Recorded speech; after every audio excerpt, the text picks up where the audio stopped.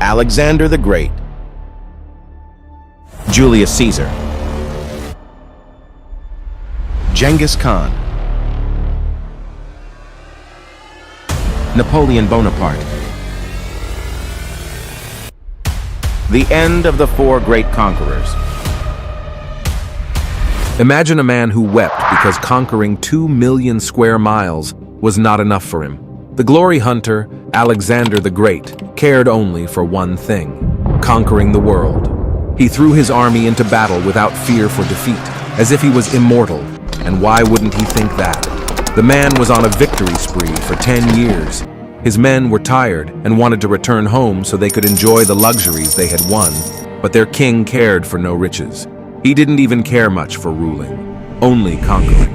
It was all going well for him until he hit a wall in India. Alexander lost many men while fighting Porus, his most challenging battle. He was reportedly wounded himself while his horse died in battle. He kept pushing his men, but across the river was another vast Indian army refreshed and ready while his men tired and weak. They begged Alexander to call it a day, call it a campaign, or call it an empire, but return home. And for once, Mr. Won't Listen to Anybody was forced to comply. This was the beginning of the end for him. Infamous for his drinking habit, he went overboard one night and fell seriously ill. His opportunist generals quickly gathered to see their king and asked, "Who shall his vast empire belong to after his death?" Alexander replied, "To the strongest." This triggered a war between his generals, which lasted for almost 50 years. The Macedonian Empire was broken up into pieces before it even was a thing. But anyways, it was never about Macedonia in the first place. For Alexander, it was only about Alexander. He got paralyzed and was pronounced dead by physicians. Greek historians write Alexander's body didn't decompose for 6 days after his death, which proves that the warrior king was indeed a god. However, they failed to realize he wasn't dead to begin with. Modern-day scientists believe Alexander suffered from a neurological disorder which had put him in a coma. It is very possible that Alexander heard the plots of his men before he was buried alive. Next, we have the fanboy of Alexander, Gaius Julius Caesar. While Alexander wept because he had no more worlds to conquer, Caesar is reported to have burst into tears while he was reading the exploits of Alexander. He said to his men, "When he was of my age, he had conquered Darius, but up to now, nothing has been accomplished by me." As his ideal was Alexander, he turned out just like him, self-obsessed and narcissistic. Once he had gained significant power as a general and statesman, he undermined the Roman Republican system and declared himself dictator perpetuo, dictator in perpetuity. He wasn't shy about it either, as he is reported to have said, "If you must break the law, do it to seize power. In all other cases, observe it." Senators in Rome feared Caesar wanted to establish monarchy, which would completely erode away their authority. On March 15th, 44 BC, a group of 60 senators assassinated Caesar at the meeting of the Senate. Collectively, the group stabbed him 23 times to show how much they all loved him. The last thing Caesar saw was his own adopted son and trusted ally Marcus Brutus present among the assailants. This takes us to the medieval era. While it was mainly famous for the Crusaders, they got overshadowed by Genghis Khan, who emerged as the beast of the East. He managed to conquer twice as much land as Alexander and was determined to bring the whole world under one sword.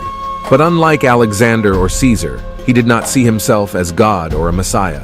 He knew he was a tyrant and boasted openly about it in these words, "The greatest happiness is to scatter your enemy, to drive him before you, to see his cities reduced to ashes, to see those who love him shrouded in tears, and to gather into your bosom his wives and daughters." There are several accounts of his death. Rashid ul-Din writes he fell victim to the bubonic plague, while Marco Polo, the famous Italian traveler, writes that he was shot on a horseback and succumbed to his wounds a few days later. Another report says he was castrated fatally by a princess of the Western Shia Empire, whom he had kept forcibly as a concubine. The reason why his death is not well documented as other conquerors is because it was meant to be a secret. Before dying, Khan instructed his family and followers to keep his death a secret, as it occurred at the worst possible time. The Mongols were at the vital stage of their 20-year-long desired conquest of the Western Shia Empire. That conquest was more important for the dying Genghis Khan than his own grand funeral. Even his corpse brought death. Khan's followers slaughtered everyone on the route where his funeral procession was carried to keep it a secret. Fast-forwarding 5 centuries, perhaps the greatest conqueror to live was Napoleon Bonaparte.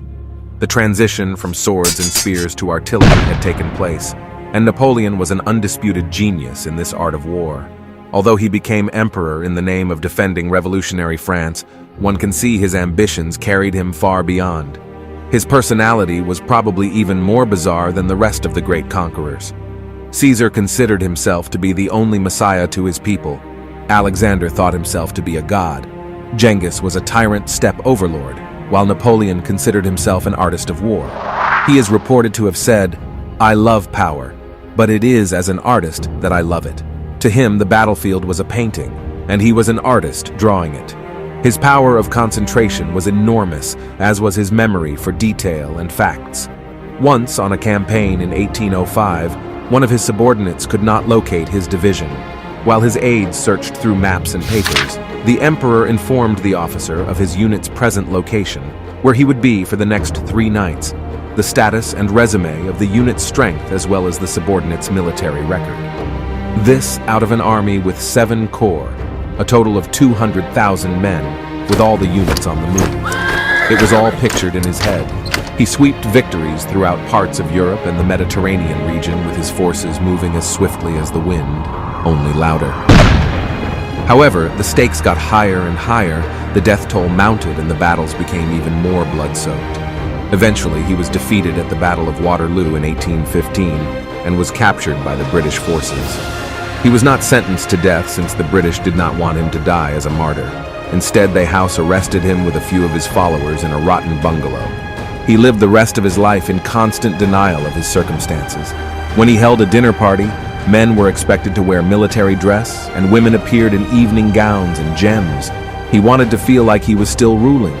Years of isolation and loneliness took a toll on him, and he finally died on the 5th of May, 1821, making his last confession, France, the army, head of the army, Josephine. He basically expressed everything dear to him, his country, his military career, and his wife, Josephine. This was the end of the great 4 conquerors. Someone among them died due to sudden illness. Another was killed and betrayed by his own men.